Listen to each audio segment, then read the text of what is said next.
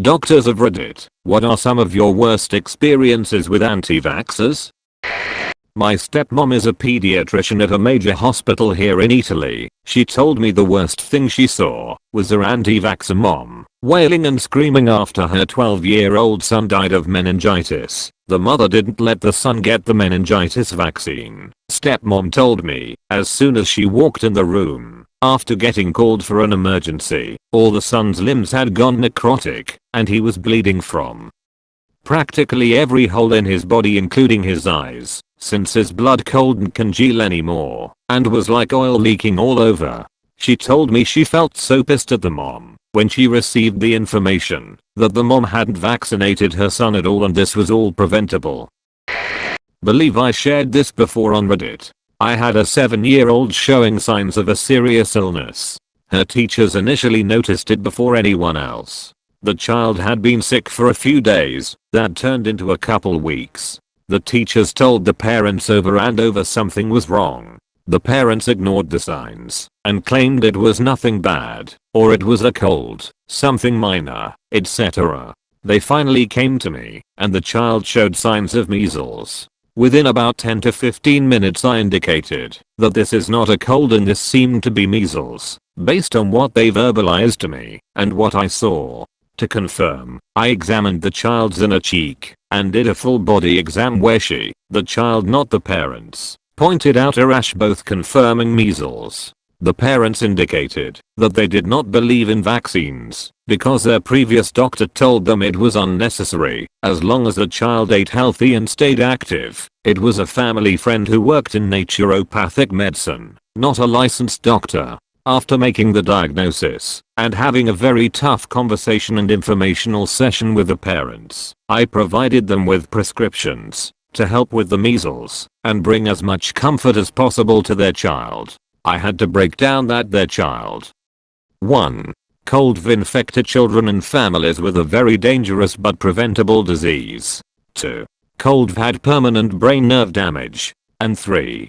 Could have effing died. I didn't curse at them, but boy did I want to. The child had measles for at least a month before seeing me.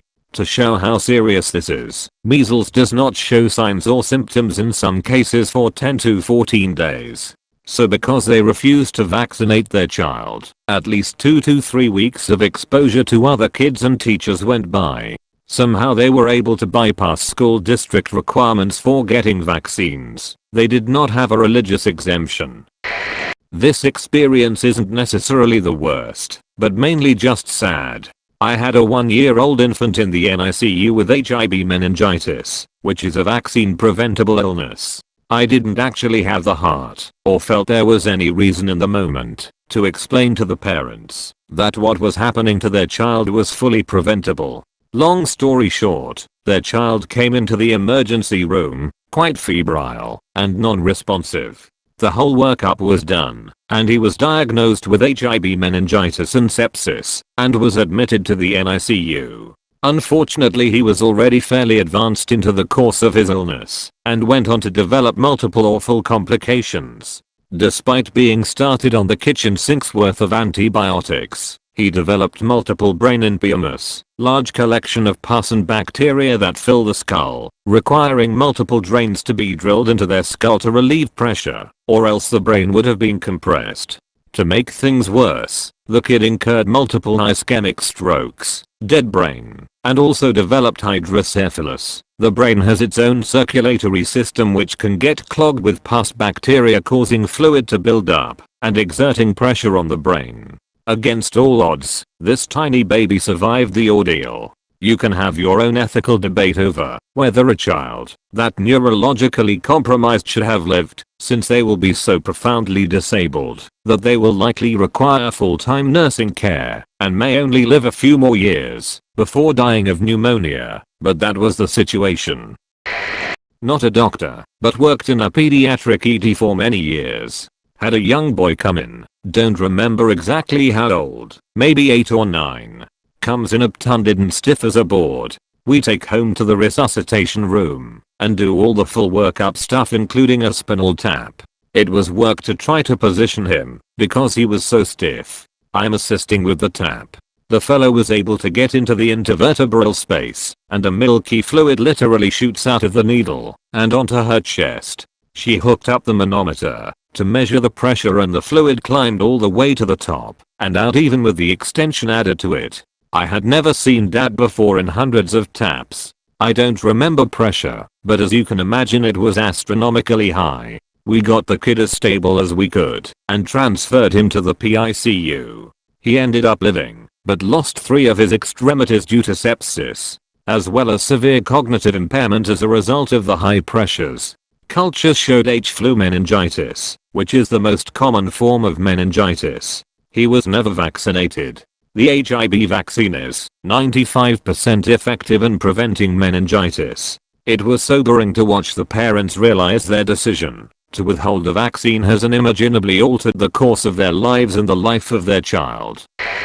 Not necessarily anti-vax, but a sad story related to not wanting to listen to the doctors mixed in with not being a good parent. I'm in medical school when this happened. Seeing a new patient to establish care. Patient is a 9-year-old girl. Get into the room, and she is on the table wearing glasses. Okay, that's cool. I had glasses at a young age also. Then I notice she has strabismus, is cross-eyed. Talk to the mother to get better history. Turns out she was born with strabismus. Now, there is a relatively easy way to fix this. Involves surgery and then wearing an eye patch. For most people, this fixes the issue and their vision is unaffected. The mother was against the surgery, but was someone finally convinced her that it would help, so she got it done.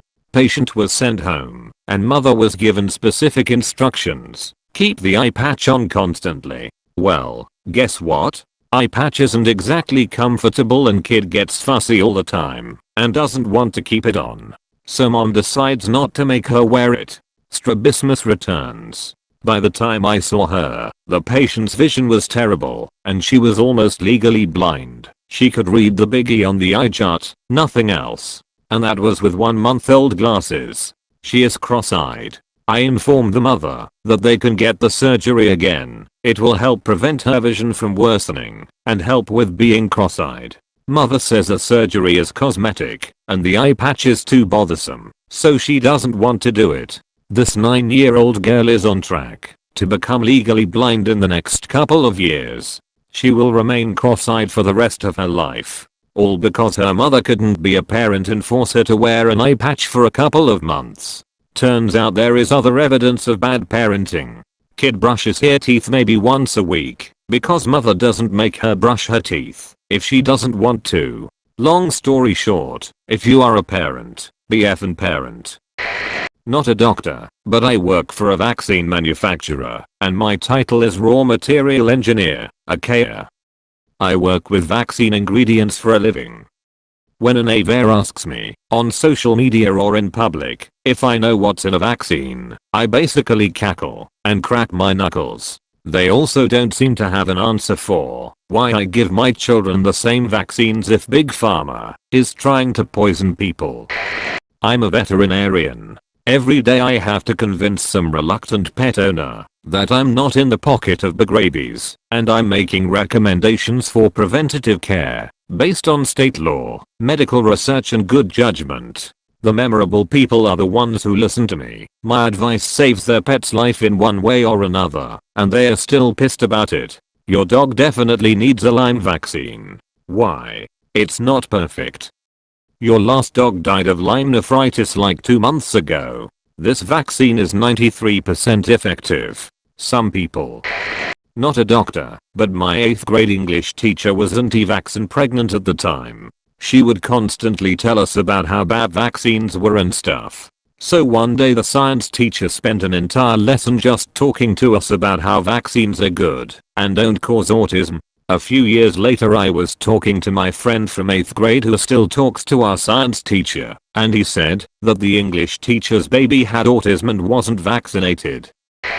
19-year-old comes on a gurney, deep coma, respiratory depression, foam issuing from the lips. Mother frantic. EEG reveals the pattern typical of subacute sclerosing panencephalitis, a sequela of common measles. It's preventable people, but not curable. They buried him a few weeks later. Yeah, I'd rather my child get sick naturally than be exposed to chemical vaccines, a parent, after I spent 10 minutes describing to her in graphic detail all of the ways preventable diseases could maim and kill her infant. While discussing vaccines with them on one time and bringing up my experience working with the immunocompromised population, she said, "I don't care if someone else's kid has cancer. That's their problem, not mine." And that right there is a huge part of the problem: selfishness. I vaccinate my children not only for their own health, but for the health of others. Make sure to like and subscribe so we can watch together.